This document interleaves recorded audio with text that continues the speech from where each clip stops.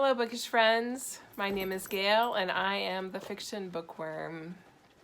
So, because I said when I first started my podcast that one of my favorite genres is historical fiction, I wanted to give you a list of my top 5 historical fiction novels that I read this year in 2019. And these were all books that came out in 2019 or before 2019. I think most of them came out. Well, the majority came out in 2019. One probably in 2018, possibly in 2018, and one a few years before, I think. One was a backlist title. So I'm going to start from least liked to most liked. I have 3 4-star rated books on my list and 2 5-star rated books. And so let's get started. So the first book I want to tell you about is a book that is actually a YA historical fiction, and this is called In Another Time, and it is by Carolyn Leach, and I think it's sort of a series in that the author has been writing a number of books about young women in World War II, and so this is about a woman who was in the forestry service. And it was really interesting. They called them lumberjills, and it was women who they taught how to cut down trees in Scotland as part of the forestry service for wood that was needed during the war effort. And there weren't enough men to do that job because so many of them were off in the army. And so they taught women how to do it, and this is kind of their story. And in fact, at the end of the book, the author writes a little note talking about the work of the lumberjills, and it was sort of more recently honored, and they gave an award, I think, to the last surviving lumberjill. That part really made me cry.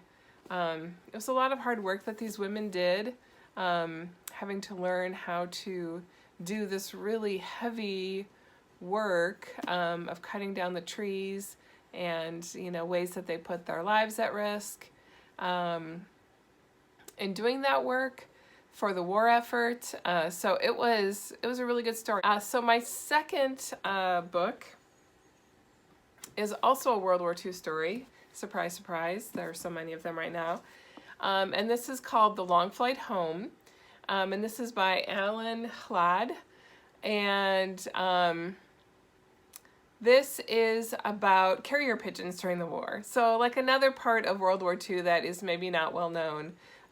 This was a great story. And I have to say, Duchess, the pigeon that you see on the cover, she really had the story as it's told is really a beautiful story about Duchess. It's an animal story, I think, as much as it is a World War II story, and I love that part. I love Duchess and her story.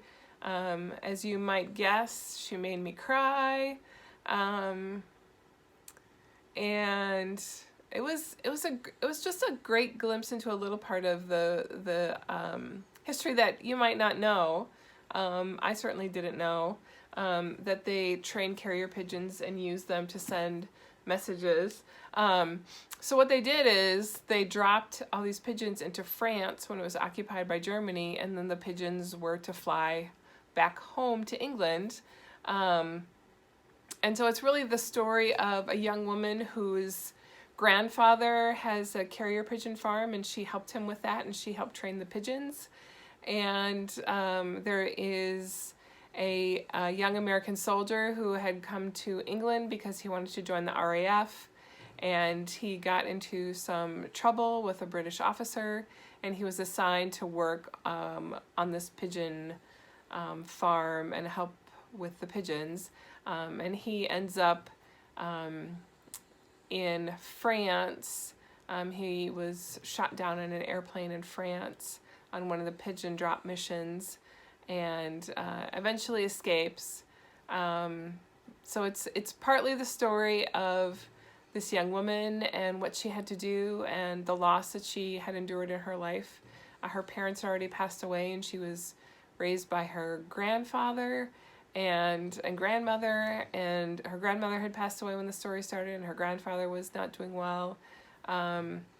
And so just her, you know, challenges and her resiliency, and it was a good story. It was a good story. It made me cry. Taught me some things about World War II. It was good. 4 stars.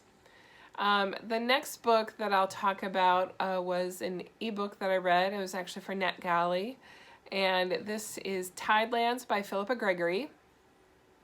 So if you are a historical fiction reader, you have probably, I would think, read a Philippa Gregory novel. She's very famous for her Tudor novels and her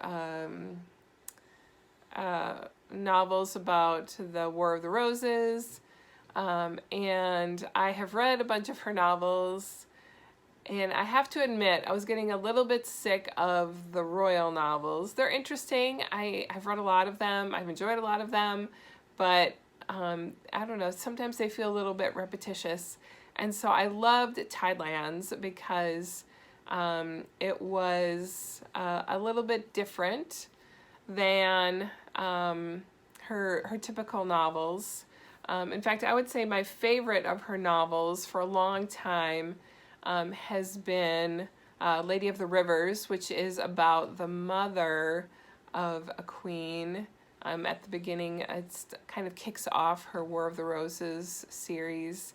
And I really like that one because she's not a queen, she's a duchess, but you know, it has a little bit of a magical element in that she's purported to be a witch, and we kind of see in the novel that she thinks she is a witch, and she does do spells and things. And so Tidelands was related to that in the sense that it is a story about witchcraft, although the main character in Tidelands always insists she's not a witch. But this story is set not during the Tudor era, but after it, actually during the English Civil War era. And so that's the Puritans versus the Crown. The Puritans, of course, have a very strict religion, and witches, this is actually the period, I think, when witch trials were possibly the highest in British history, because the Puritans were very concerned about people who might be witches.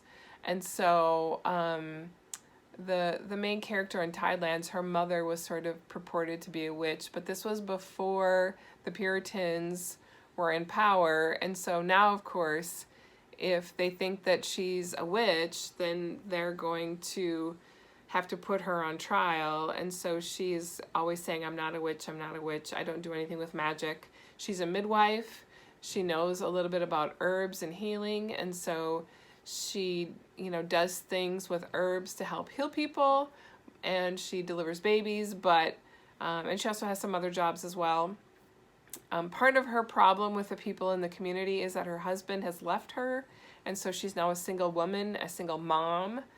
And you know, I think in a community which is so strict and straight-laced, a single woman is often perceived to be a threat. And so she's a woman who's in a hard place and in a lot of danger. And then she meets a young man, and he is he says he's coming to be a tutor for the wealthy family in the area's son, but he's also secretly a Catholic priest, and he's coming to try and help King Charles II escape to France. And so there's a lot going on with those two characters. They become involved, and so it's a very interesting story. I really liked it. I really liked the time period that it was set in. You know, it's unique from a lot of World War II novels that are out there. I liked the story. I thought it was interesting, and you know, a glimpse into a time period that we don't really read a lot of historical fiction about. So that was really good. I'd rate that one, I'd put that in my 4-star category. I'd actually say it was probably more like 4.5 stars. There was one thing that kind of bugged me that kept me from giving it 5 stars. And I think that was just a lot of the repetition. That's one thing that is a weakness in Philippa Gregory's writing. She often repeats things over and over again and kind of just keeps reiterating. Like in this case, it was, I'm not a witch, I'm not a witch. But there was this fear of witchcraft, and that is just kind of repetitious throughout the story. It was a little too much, and I think that's what held me back from giving 5 stars on that one. It's a long novel, but I felt like it was good, and it was definitely worth my time. Okay, now on to the 5-star category. I had 2 books in my 5-star category, and one of them is The Winemaker's Wife. That was also an ebook that I read through NetGalley, and that's, again, a World War II novel. It has a contemporary story, which was more like a framing story. I didn't feel like that story was really the real story. The real story was the World War II story. And that was told from the viewpoint of 2 different women. The interesting thing about the way that story came out was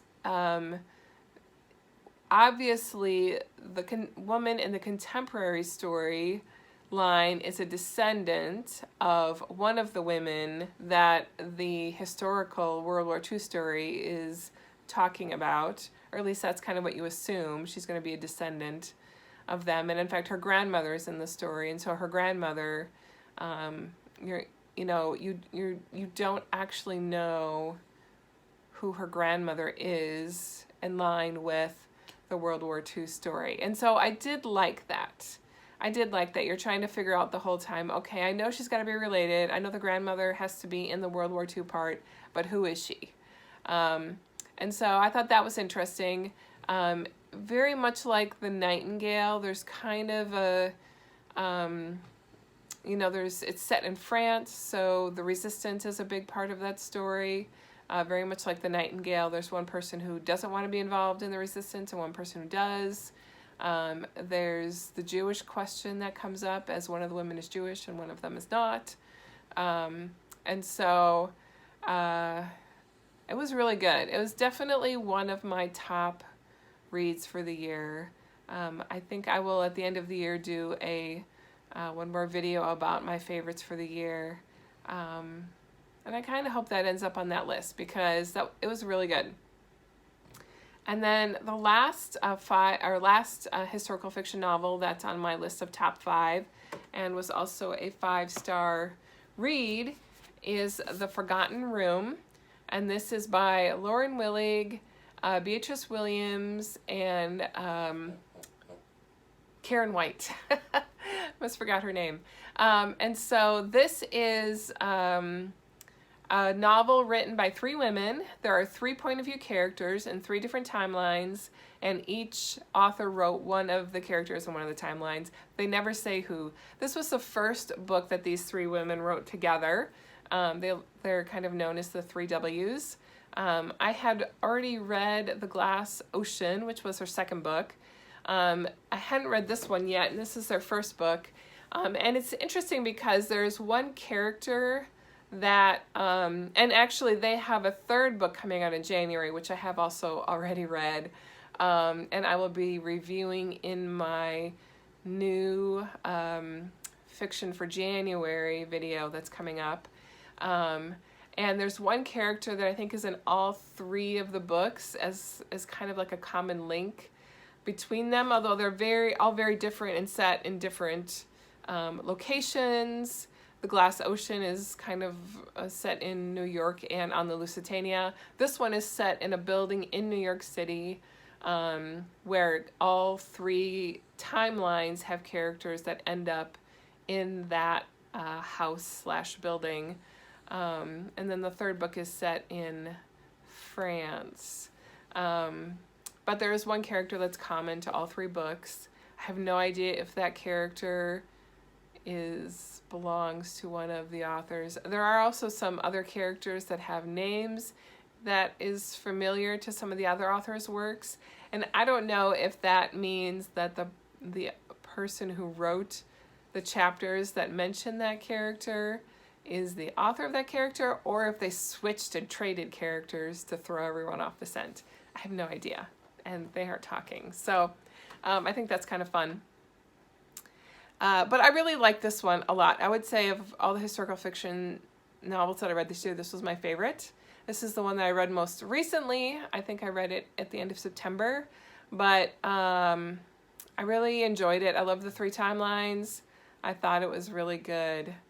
And so I'm quickly losing daylight here, and I think that means it's time for me to go. I hope you enjoy hearing about my 5 favorite historical fiction novels. Happy reading.